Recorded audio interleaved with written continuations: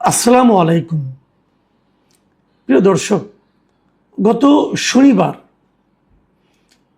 কুমিল্লাতে একটা অনুষ্ঠানে শহীদ প্রেসিডেন্ট জিয়াউর রহমানের মৃত্যুবার্ষিকী উপলক্ষে একটা অনুষ্ঠানে বিএনপি নেতা এবং কুমিল্লা জেলা পরিষদের প্রশাসক মোহাম্মদ মুস্তাক মিয়া একটা বড় অভিযোগ করেছেন।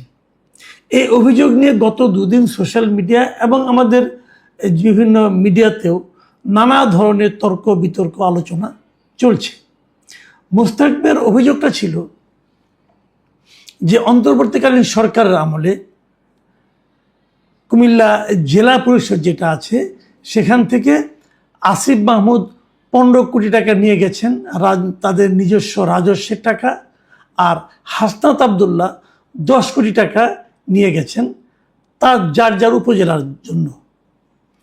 এই হলো ওনার বক্তব্য। এই অভিযোগের প্রেক্ষিতে এই অভিযোগকে নিয়ে মোটামুটি একটা আলোচনা। উনি যে জিনিসটা বলেছেন সেই জিনিসটা আমি যদি হুবহু বলি, উনি বলেছেন আসিফ মাহমুদ 15 কোটি টাকা নিয়ে গেছে আমাদের নিজস্ব রাজস্বের টাকা, এবং আরেকজন হাসনাত আবদুল্লাহ নিয়ে গেছে 10 কোটি টাকা। তো এটা হলো সমন্বয়ের অবস্থা। যখন এই ধরনের কথা উনি বলেন তখন এটা থেকে আপনি কি বুঝবেন? মনে হবে যেন ওনারা ব্যক্তিগতভাবে ব্যক্তিগত প্রয়োজনে অথবা ব্যক্তিগত লাভের জন্য তারা এই টাকাগুলো কুমিল্লা জেলা পরিষদ থেকে নিয়ে গেছেন। মোটামুটি এর থেকে কিন্তু এ ধরনের একটা অভিযোগটা কিন্তু আসে। কিন্তু পরবর্তী সময় আমরা দেখলাম যে এই দুইজন নেতা, এনসিপির দুইজন নেতা, এনসিপির একজন দক্ষিণাঞ্চলের সমন্বয়ক এবং উনি বর্তমানে এমপি মিস্টার হাসনাত আবদুল্লাহ, উনি দেবিদ্বারের এমপি, উনি ওনার ব্যাখ্যা দিয়েছেন।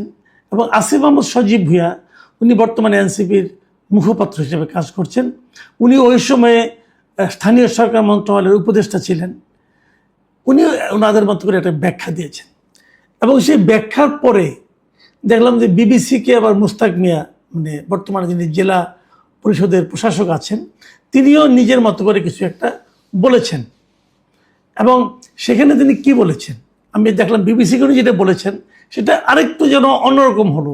যেমন উনি যে কথাটা বলেছেন যে প্রকল্পের মাধ্যমে স্পেশাল বরাদ্দ নিয়ে ওর এলাকায় বরাদ্দ দিয়েছে, এটা তো এভাবে দিতে পারে না।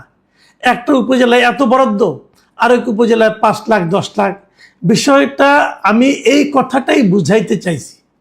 এই ধরনের বৈষম্য তো হতে পারে না, এরকম অস্বাভাবিক বরাদ্দ আর কোথাও হয় নাই। উনি বলতে চেয়েছেন যে অন্যান্য উপজেলায় 5 লাখ 10 লাখ বা 20 লাখ টাকা বরাদ্দ দেওয়া হয়েছে, এবং এই দুটো উপজেলায় বরাদ্দের পরিমাণ ছিল এরকম বেশি। এবং সেই সংখ্যাটা অঙ্কটা উনি প্রথমে বলেছেন একজনের 15 কোটি, আরেকজনের 10 কোটি। বাস্তবে কি আসলে? ফেসবুকে একটা পোস্টে হাসনাত আবদুল্লাহ বলছেন যে এই বরাদ্দ জেলা পরিষদের রাজস্ব খাত থেকে দেওয়া হয়নি, স্পষ্ট কথা। এবং হাসনাত আবদুল্লাহ যে কথাটা বলেছেন, আমি আপনাদেরকে দেখলাম যে সমকাল পত্রিকায় উনি বলেছেন যে এই বরাদ্দ স্থানীয় সরকার বিভাগ থেকে বিশেষ বরাদ্দ, যেটা জেলা পরিষদের মাধ্যমে ব্যয় হয়েছে। দেবিদ্বারকে 10 কোটি নয় 5 কোটি টাকা দেওয়া হয়েছে, যেটা এডিবি প্রকল্পের মাধ্যমে দেওয়া হয়েছে। জেলা পরিষদের রাজস্বের সঙ্গে এর কোনো সম্পৃক্ততা নেই। এবং তিনি আরও বলেছেন রাজস্ব খাত আর বিশেষ বরাদ্দ সম্পর্কে জ্ঞান থাকলে প্রশাসক এই কথা বলতেন না। আর উনি এমনভাবে বলেছেন মনে হচ্ছে টাকা আমরা নিজেরা পকেটে নিয়ে গেছি, অথচ দেবিদ্বারের বিভিন্ন কাজে এই টাকা বরাদ্দ দেওয়া হয়েছে। তাহলে বোঝা যাচ্ছে দেবিদ্বারের ব্যাপারটা। আর আসিফ মাহমুদ সজীব ভুঁইয়া কি বলেছেন, উনিও এই যিনি আছেন মুস্তাক মিয়া তার বক্তব্যকে অভিযোগকে নাকচ করে দিয়েছেন। এবং উনি বলেছেন, আসিফ মাহমুদ বলেছেন, উনি এটা ক্লিয়ারলি রাজনৈতিক উদ্দেশ্যে বলেছেন। উনি তো আর কোনো সরকারি কর্মকর্তা বা সরকারের দায়িত্বশীল কেউ না, উনি বিএনপি নিয়োগকৃত একজন প্রশাসক। এবং তিনি আরও বলছেন যে কোন অর্থ এডিপি আর কোন অর্থ রাজস্ব এটা জানতে হবে। আমি মন্ত্রণালয় থেকে সব উপজেলায় বিশেষ বরাদ্দ দিয়েছি। কুমিল্লা জেলা পরিষদের মাধ্যমে মুরাদনগর ও দেবিদ্বারেও বরাদ্দ দেওয়া হয়েছে। এসব টাকা বিভিন্ন উন্নয়ন প্রকল্পে বিধি মোতাবেক ব্যয় করা হয়েছে, যার নথি জেলা পরিষদে আছে। দেখুন, এখন মানে আপনার বিরোধটা কোথায়? এক নম্বর হলো মোস্তাক মিয়া সাহেব যে কথা বলেছেন সে কথা উনি নিজে আবার একটু নড়চড় করছেন। উনি বলছেন যে এই দুটো উপজেলায় বেশি বেশি বরাদ্দ দেওয়া হয়েছে, এটা ঠিক হয়নি। আর অর্থের পরিমাণ নিয়েও প্রশ্ন আছে। মোস্তাক মিয়া সাহেব বলেছেন যে আসিফ মাহমুদ সজীব ভূঁইয়া নিয়েছেন 15 কোটি টাকা এবং হাসনাত আবদুল্লাহ নিয়েছেন 10 কোটি টাকা, এবং হাসনাত আবদুল্লাহ এবং আসিফ মাহমুদ দুজনেই বলছেন উভয়ে নিয়েছেন 5 কোটি টাকা করে। দেখুন, এই বিষয়গুলো কিন্তু খুব যে বিশাল কিছু ব্যাপার তা নয়। আমি জাস্ট এখানে যে জিনিসটা দেখতে যাচ্ছি সেটা হলো অ্যাটিচিউডটা, মানসিকতাটা কি, এটা নিয়ে আমরা আলোচনা করব। তার আগে আমি একটা জিনিস একটু আপনাদেরকে মনে করিয়ে দিই, সেটা হলো এই জেলা পরিষদের মাধ্যমে যে প্রকল্পগুলো বাস্তবায়ন করা হয় সাধারণত বিভিন্ন উপজেলায়, তা সাধারণত দুইটা তহবিলের মাধ্যমে করা হয়। একটা হলো রেভিনিউ বাজেট থেকে, মানে জেলা পরিষদের নিজস্ব যে আয় আছে, যে রাজস্ব তহবিল আছে সেখান থেকে। আরেকটা হলো সারা দেশের বিভিন্ন স্থানীয় সরকার মন্ত্রণালয়ের মাধ্যমে বিভিন্ন রকম বরাদ্দ দেওয়া হয়, উন্নয়ন বরাদ্দ, এই রাস্তাঘাট করার জন্য। সেটা হলো এডিপি তহবিল বলে এটাকে। এই দুইটা খাত থেকে কিন্তু এই বরাদ্দগুলি দেওয়া হয়।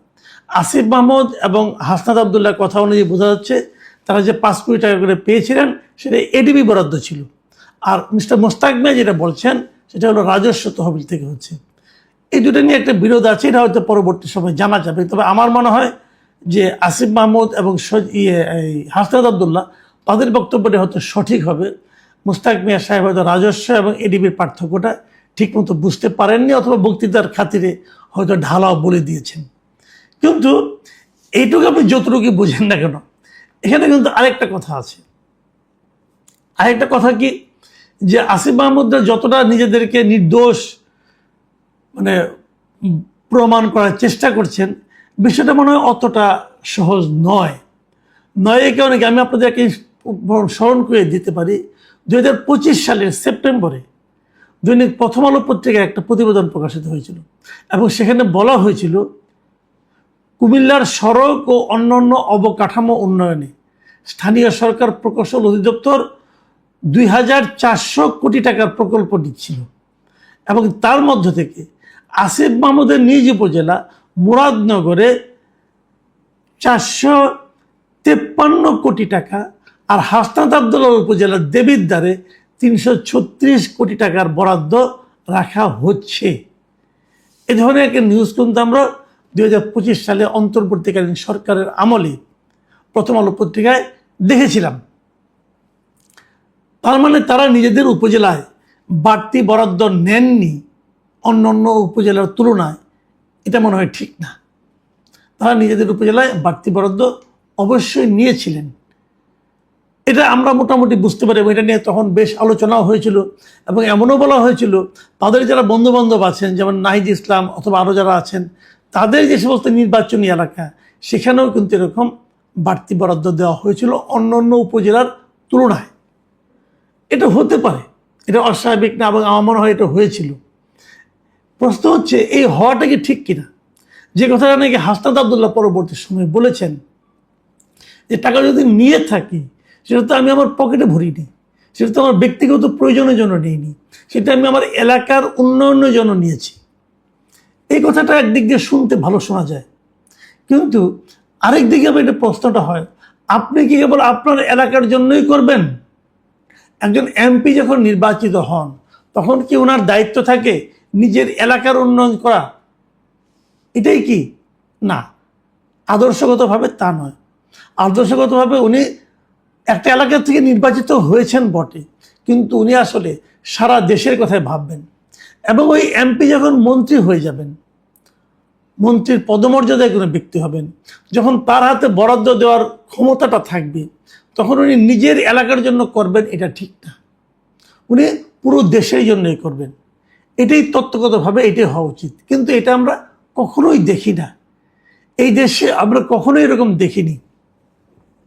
আমরা এর আগের আমলে দেখেছি, যখন হাসিনা সরকার ক্ষমতা ছিলেন, তারা গোপালগঞ্জের জন্য একচেটিয়া সব করে গেছেন। গোপালগঞ্জের লোকদের খুব ভালো ভালো পোস্টিং হতো, গোপালগঞ্জে অনেক উন্নতি হতো, সেই উন্নতি নিয়ে কোনো আলোচনা হতো না। এরকম অনেক কিছু আমরা দেখেছি। আবার তার আগে দেখেছি যখন খালেদা জিয়া ক্ষমতায় ছিলেন তখন ওনাদের এলাকায় যেমন বগুড়া, লক্ষ্মীপুর এই সমস্ত এলাকায় আমরা দেখেছি প্রচুর উন্নয়ন কাজ হতো, ওটা নিয়ে কোনো আলোচনা হবে না।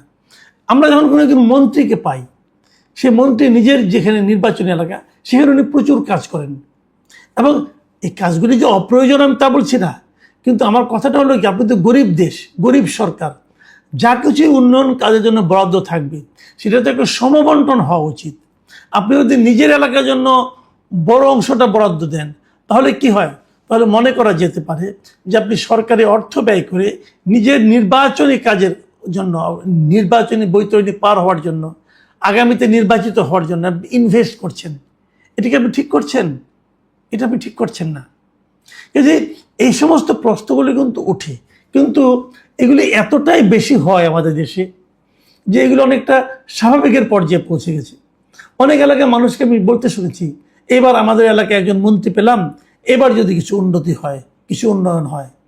কারণ তার মানে ভোটারদের মধ্যেও এ ধরনের একটা প্রত্যাশা থাকে যে আমার এলাকায় উন্নয়নটা বেশি হবে। এবং তারপরে কি হয়, তারপর যেটা হয়, যখন নতুন সরকার আসে তখন কিন্তু এই যে স্বাভাবিক ঘটনাগুলো এগুলোর উল্টোটা আবার ঘটতে থাকে। নতুন সরকার তার এলাকায়, নতুন মন্ত্রীরা তার এলাকায় এই কাজগুলি করতে থাকেন।